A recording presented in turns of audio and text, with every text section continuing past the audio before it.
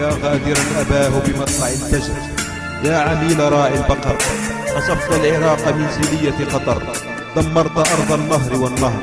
سلمت ليبيا بمنتهى المكر على طبق لحلف النفط والشر، ولسوريا اخترت هذا القدر، فتنت الأهل بكل خبر، ولليمن وضعت سما مر، تريد للحرب أن تستمر، وفي البحرين جارك الأصغر، هزمت الشعب للملك المتجبر، وعن الجزائر تفشي سوء الخبر، وهل في الجزائر لا يطلع البدر، وعن قطر تفشي خير الخبر، وهل في قطر لا يظلم البشر، فافخر أنك المنتصر المظفر على أشلاء الأطفال القصر،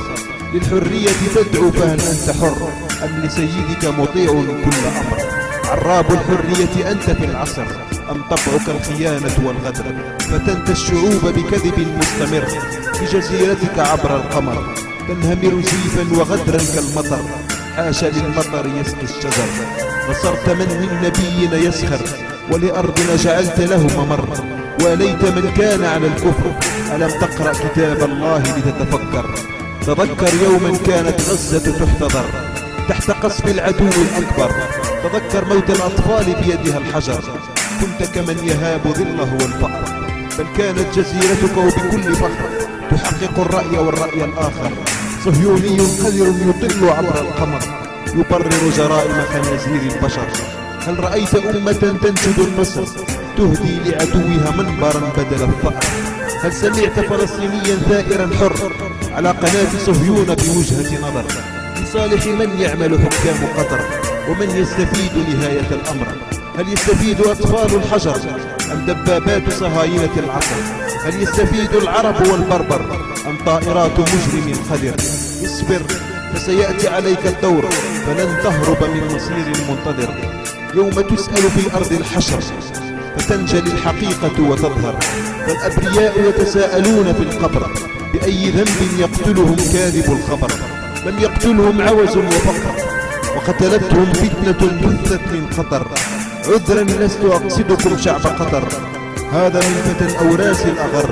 فاقرأ عن الأوراس يا أمير قطر، تعرف معنى الثورة لتحرير البشر، واقرأ عن شعب الجزائر المقتدر، تعرف كيف يستجيب القدر لإرادة شعب مجاهد لا يقهر، شعب إيمانه بالله أكبر وأكبر من إيمانك بدولة من وراء البحر، فاحذر حماقة ببالك تخطر، فلأمن الجزائر حماة لا نغفر، والبطش عهدنا بالمستثمر، وردنا حتما يطال قصرك في قطر، ودروسك في الحرية صفر، أما دروسنا في الحرية فذخر، وثوراتك أمام ثورتنا تخجل وتضمر، سل فرنسا ما كان في نوفمبر، وارجع ما حدث في الجزائر 88 5 أكتوبر، تحية أهل تونس ومصر، فمبارك والزين فعل كل منكر، فغزة من حسن تحاصر، والزين للإسلام في تونس احتقر، لكن من ثار وبالنار استكبر، فالله القادر وحده أن يستر، عذرا لست أقصدكم شعب قطر، فإخواني أنتم أبد الدهر، لكن آلمني ما كان من الأمر من صنيع أمير قطر، يوالي الصهيون ويتآمر، وما مبارك والزين في الزمن الغابر، فهل أنت للعبر تعتبر؟